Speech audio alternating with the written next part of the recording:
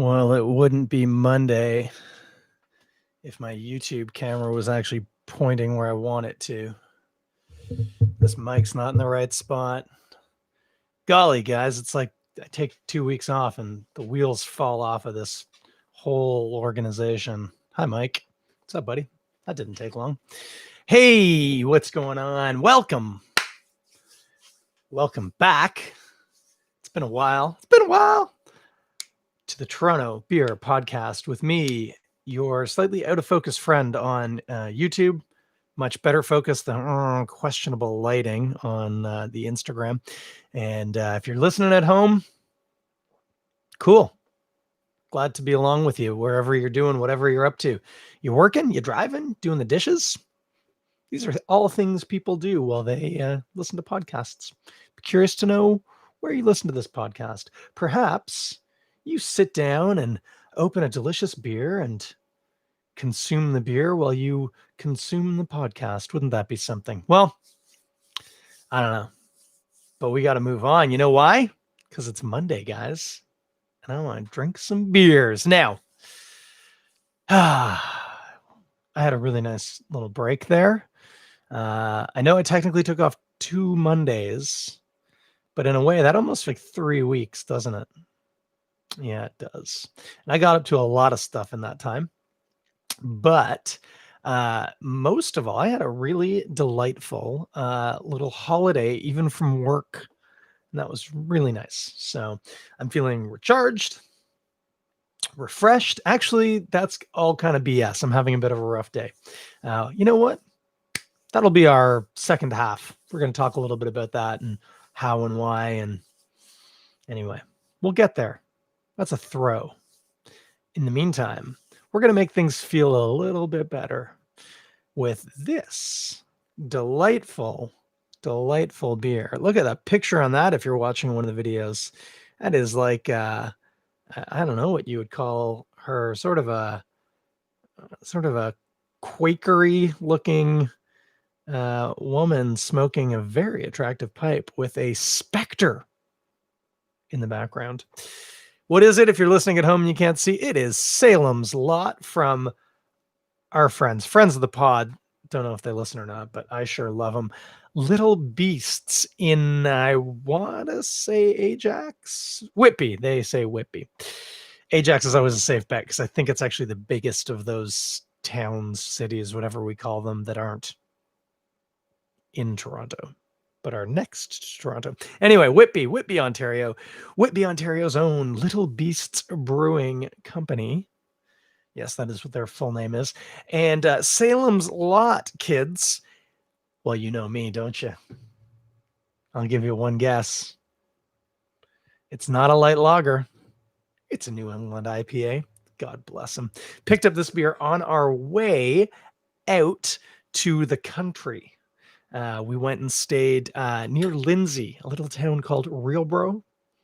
I'm not sure how you pronounce it, but anyway, it was a sheep farm and it was delightful and they had really cute dogs. But guys, that's not what we're talking about. Oh, I did a terrible job on that Foley. I actually very gently eased into it. That was really stupid of me. I like it when they go and they clip the microphone. Anyway, let's get into this. Now, I did sort of clean this Guinness glass, but, the best laid plans, I don't know. There's probably a saying about that. I feel like I'm supposed to have said that, but I can't remember what it means. No, I cannot. Now, I went easy because this is a 500 ml bottle. And I was pouring it into a pint glass, but we did okay. Nice little bit ahead. I did not, guys, I'm out of shape. I didn't do that on camera at all. Look, it's a Guinness glass. I also held it up with the Guinness logo facing forwards. Typically, I would have tried to do it more like on the side. But anyway, I wouldn't have been fooling anybody. Hey, guys, this is a chunky boy. We got some yeast sediment in there.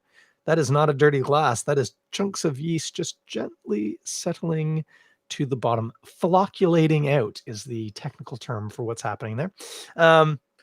What do we got going on? Salem's Lot, New England IPA from Little Beasts. What do you need to know about Little Beasts? If you don't know who they are yet, you could be forgiven because maybe you're from around my area and Whitby's kind of that way.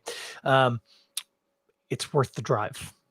I don't know if there's an easy way to get there on transit. Actually, there's a GO station not too far from there, I think. You take a GO train out to... Anyway, it doesn't matter. It's worth the trip. However you get there. Fly, bike, if you're that kind of a fitness person, you do you. Go check them out. Really fantastic. Hey, there's my fridge. I forgot to unplug it. That's not new. I forget to do that all the time. But go on and check them out. Really, really good beers. Especially, I was tempted. They have a table saison that I have. I haven't done one of those in a while, but after today, I needed some hops, guys. So went with the Salem's lot. Also had a really nice sour or gosa that they did. Really good. Whoo-wee. To be honest with you, a bit much in the 500 ml bottle. I would like to cap it and have half later based on the last time I had it. But anyway, Salem's Lot New England IPA. Some things don't change, and I don't know what the hell I'm talking about right now. Let's get into this. This is a New England IPA. I trust we all know. This is season 5 now, guys. Hopefully we're all in out together on this one.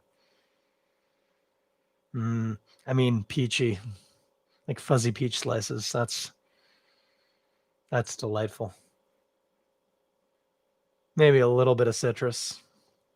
Yeah, Mike just pointed out on Instagram, they just got an award at the Canadian Brewing Awards for the table saison. Was it Le Petit Duchesse, I think? Getting distracted. Sorry, guys. That's Little Wizard. This one. La Petite Duchesse. It doesn't even say, it just says it's beer, but I remembered buying it. Anyway, it's a banger. And Mike has answered en français. Oui. Muchas gracias, amigo. Oh, wait, that was Spanish. Okay, let's get back to this peach bomb. Because I was going to say we got peach for sure. Probably some clementine. Citrus is mostly quite sweet smelling. Not lemony, not really grapefruity. That's the bulk of what I'm getting. Oh, sort of flower, something floral for sure. Floral, but mostly peach with some real clementine. Clementine. That was cute. Clementine.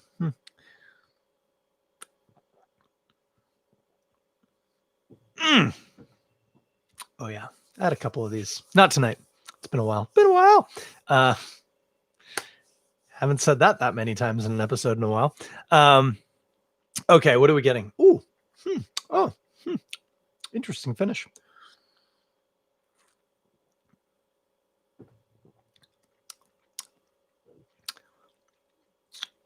Peachy for sure, but it's not as juicy as the aroma would have led you to believe. It's nicely, but quite bitter. Again, not quite squeaky, but it's dry. And not dry is not quite the right word. It is dry too, but it's how to describe it? You get it in your cheeks. You feel it in your cheeks for sure. Funny because some New England IPAs are pretty minimal on bittering hops. This could be an effect of one of two things.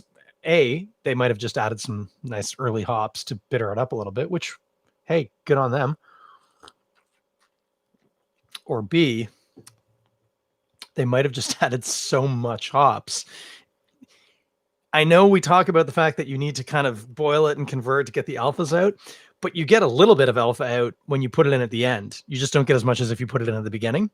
But if you put in so many hops at the end that it's crazy, the little bit of alpha that you get out of each, say, gram actually turns out to be enough alpha to give you a bit of a feel. So that could be it. Could be the first one.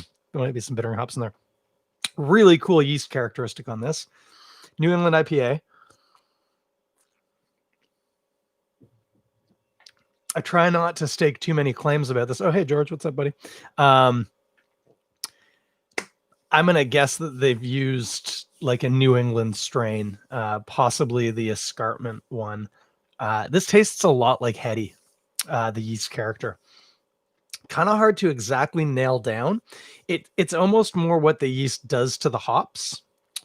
So there's this whole thing in making New England IPAs, and I can't remember if you're following along. We got a couple of people watching now. If anyone wants to tell me what this is called, because I've forgotten. But basically, the yeast actually does something chemical to the hops that you dry hop with. If you're listening to this, by the way, I'm making some very unusual hand gestures while I'm doing this. It does a weird thing to the hops. Not a weird thing, a very good thing, but it makes it, there's a very characteristic taste to that yeast. Biotransformation is what it does. And I think we've had a bit of that in this. Quite bitter, peachy. Might even get a little bit of pineapple. Yeah, I'd say pineapple on there, which is interesting. Sometimes, George, pineapple to me presents as a little flowery. I can confuse them. I'm not quite sure why. But oh, look, now Erica's joined. Oh my gosh. I should take off 3 weeks all the time. This is a party, guys. Pineapple and flowers can confuse my palate sometimes. So that might have been more what I was getting in the aroma. It's something a little pineapple-y. Sort of like underripe pineapple almost. Anyway, super creamy mouthfeel. Very, I want to say like salt water, but I don't want you to think it's salty. It's not salty at all. This isn't a Gosa or anything. There's no salt. But you know how salt water has that kind of weight to it? There's a density in your mouth. That's what this has got. And the carbonation is there, but it's not aggressively carbonated. It's very silky. It's quite nice. Let's read the label. For what it's worth, not uncommon to find oats in the New England IPA. And yeah, there you go. There's oats and wheat. So that's where we're getting some protein in there. And it gives it that really soft, nice, yeah, smooth creaminess. It's really good mouthfeel on that. And then, yeah, as noted, quite a pronounced bitter finish that's a little evergreeny, maybe a little evergreeny on the finish. Interesting that the clementine that I noted, and I can still smell, yeah, I don't get as much of it. You get a lot more, actually, on the taste, on the palate, you get like grapefruit peel. Not as sweet as the clementine that I would have expected, but still very nice. It's an interesting New England IPA. Like I said, reminds me a bit of Heady. It's only 6.5, so probably reminds me more of Focal Banger, but I can't really remember how that one tasted. But really pronounced sturdy bitterness without being squeaky. Definitely, like I said, there could be some early hops here, but not enough the way that you get with a West Coast where you can squeak your teeth like a violin. It's not like that. But really assertive bitterness for sure. And quite bitter on the finish. Often New England IPAs, you get some bitterness, but the finish is still quite a bit of the hop characteristics, flowery or peachy, stone fruit would be the popular phrase. This one, it's there, but the finish is hop. It's clean and assertively hoppy. I think I've used the word assertive twice now. Really good though. It's interesting. It's weird now that we kind of can talk about like older school New England IPAs versus newer school New England IPAs, but I think we can now. And this one drinks a little bit more like the older school, the traditional style. I feel like they haven't, and probably intentionally, committed as much energy into boosting the fruit of the hops and not adding fruit, just the hops, but that focus of trying to draw out those stone fruit characteristics, say, or citrusy characteristics or tropical kind of tastes. They're there, but I feel like the approach was a more, again, balanced isn't quite the right word, but like balanced for a New England IPA where you're getting a sort of hoppiness. I'm not getting a ton of malt characteristic. I haven't even really thought of it. I've been thinking so much about the mouthfeel.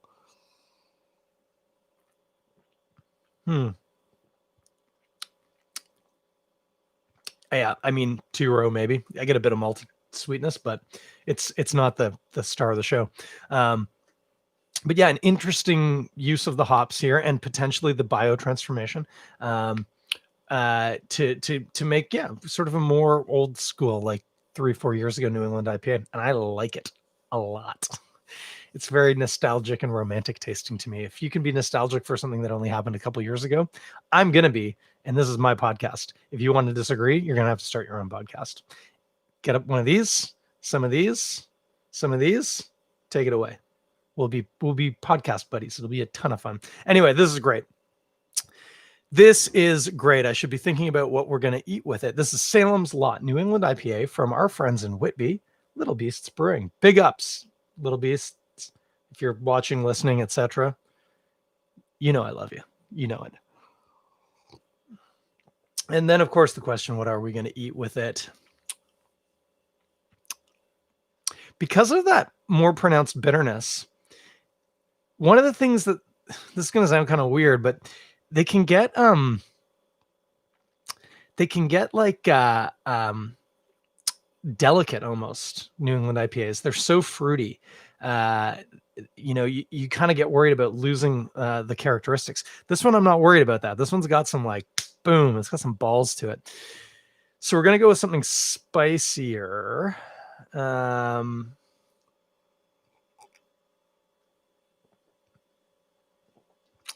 I think I've said this before for one of these, and it's not something I eat myself, but knowing what I know about it, I think this is one of those beers where you're going to look for some Nashville hot chicken or like a Nashville hot chicken sandwich. The Wren on Danforth here in Toronto often posts, not often, always posts pictures of their food when they're open. We had a rough patch there, but they often will post a picture of a Nashville hot chicken sandwich. And I think that'd be good because the sauce is fatty. It's made with oil and spices. And of course the chicken's fatty. And I think that the characteristics, that assertive punch that this beer's got, it's going to cut through there. But then what'll be interesting is Nashville hot chicken sauce is made obviously with chilies to make it hot, but also typically a proprietary and generally secret blend of spices. And spices isn't something that this beer is showing much of. You're getting some interesting fruit characteristics, and again that very biting hop quality. But I think there you're going to get the nice interplay of the fat with the kind of creamy feel of the beer, but then also the very astringent kind of hoppy bite. But then also the fruitiness with the spiciness and the spiciness. It's the same word. The picante spice versus the spice covered spice of the Nashville hot chicken. I'm going to give that a stamp of approval. I also still kind of want to try a Nashville hot tofu fry. Erica, if you're still watching on YouTube, Instagram. We should think about this. The thing is, you really do want it like fried chicken breading, which we can do a little harder for my beloved who does not get down to those gluten-y protein chains, but we could figure it out. Nashville hot tofu.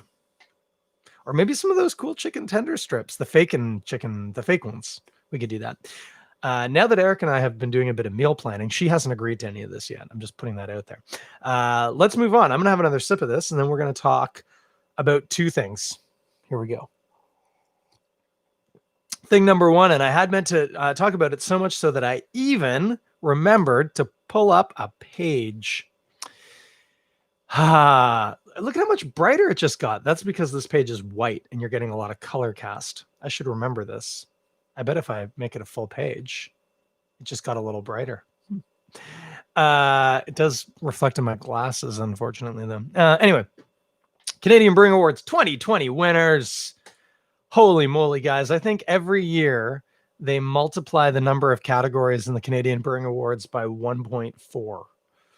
Because it just keeps on going. Now, if you want to look this up, there are probably multiple ways. I would recommend CanadianBeerNews.com simply because they have done this the right way. They put the Brewer of the Year and the Best in Show right at the top of the list.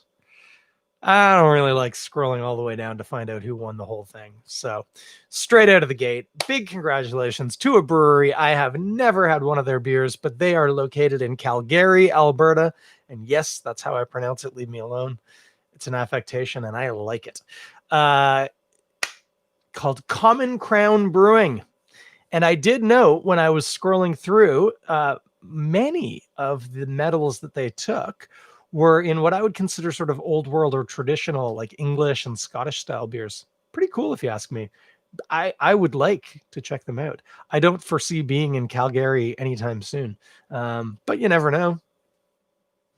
You just don't. But anyway, huge congratulations. Common Crown Brewing.